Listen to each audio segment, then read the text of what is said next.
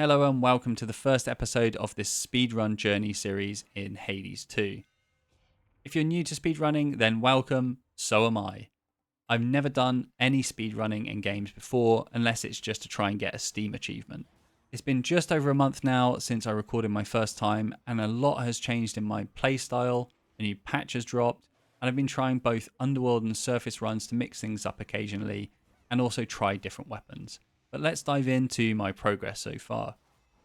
I started out in patch 3 in the Any Fear category. This is where you select none or multiple fear options to increase the difficulty.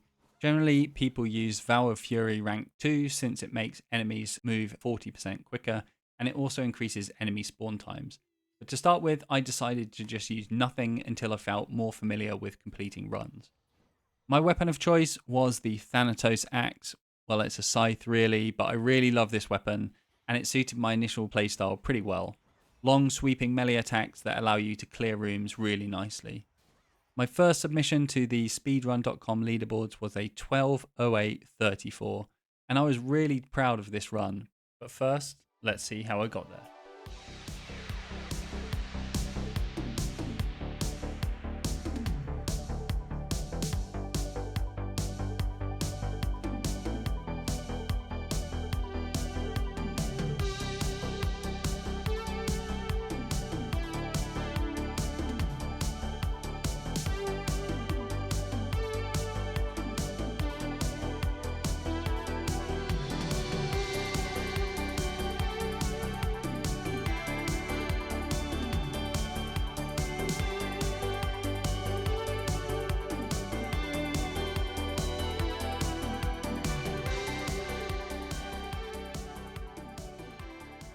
Each new personal best felt better than the last, shaving off significant time than the previous one, and within 4 days of grinding I managed a 10:47. It started to feel like a sub 10 minute time was within my reach, so that was my new goal.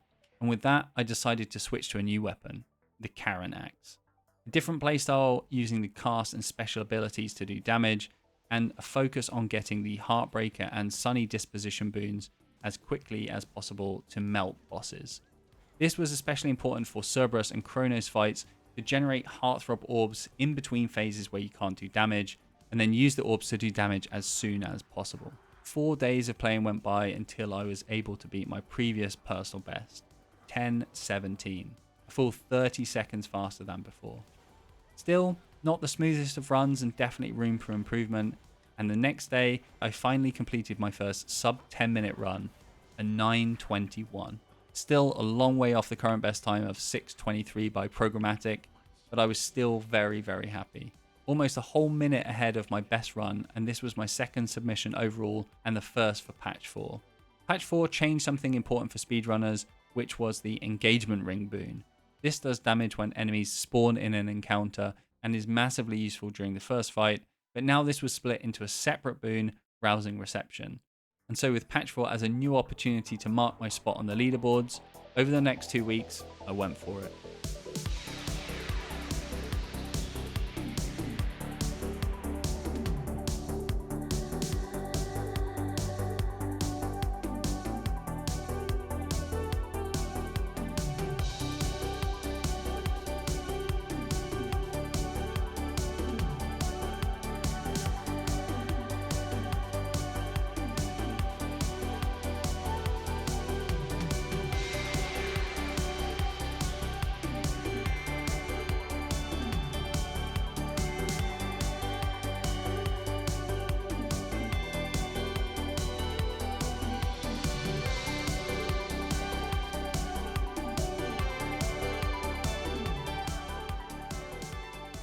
I couldn't believe that after 3 weeks of grinding runs, I was able to bring my time down from a 15:51 to a 7:13.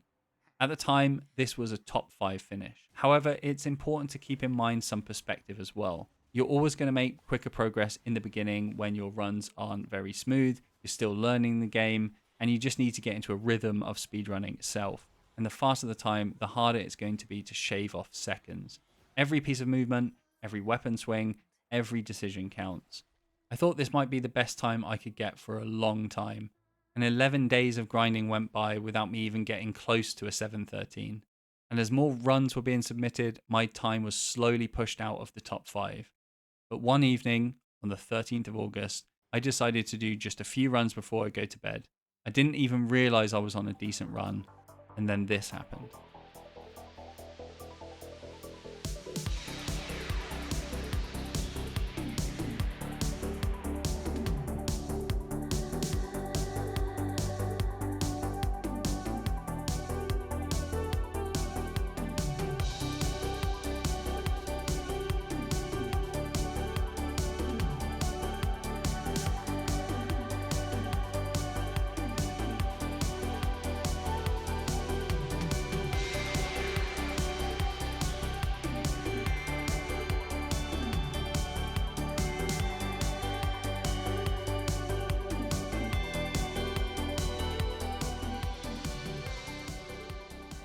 "7:09, 4 seconds faster than my previous best, and at the time of submission it would put me back in the top 5. I had done easily over 200 runs by now, with many of them ending at the second boss because my time was already too slow.